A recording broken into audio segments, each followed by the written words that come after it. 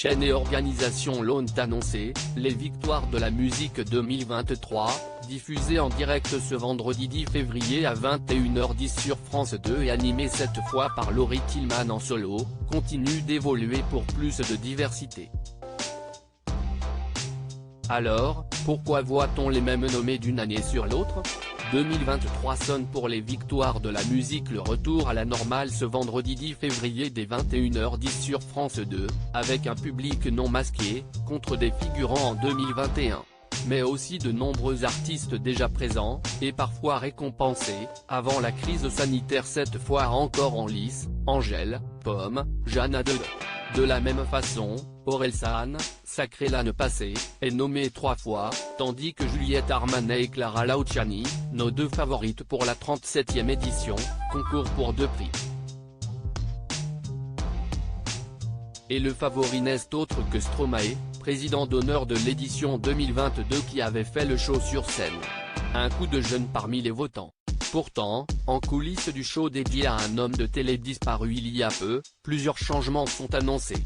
50% des votants ont été remplacés tandis que 100 non-professionnels, choisis grâce à une opération du Pass Culture, à destination des 15-18 ans, et du Centre national de musique, ont eu leur mot à dire. Pour ouvrir à d'autres résultats, chacun devait faire un choix multiple dans chaque catégorie au premier et second tour des votes, contre un choix unique auparavant. Mais les mêmes artistes sur le devant de la scène alors, comment expliquer ces noms qui reviennent finalement, hors révélation évidemment ? La durée d'exploitation d'un album est vraiment très longue. Et ceux qui ont remporté des prix en 2022 sont partis en concert par la suite. Côté chanson de l'année, certains comme Orelsan continuent d'être en haut des ventes depuis 2 ans, d'où leur nomination, détaille Stéphane Espinosa, président des victoires de la musique. Tandis que d'autres, comme Benjamin Biolay et son album Sinclair, ne figurent nulle part dans la liste des nommés.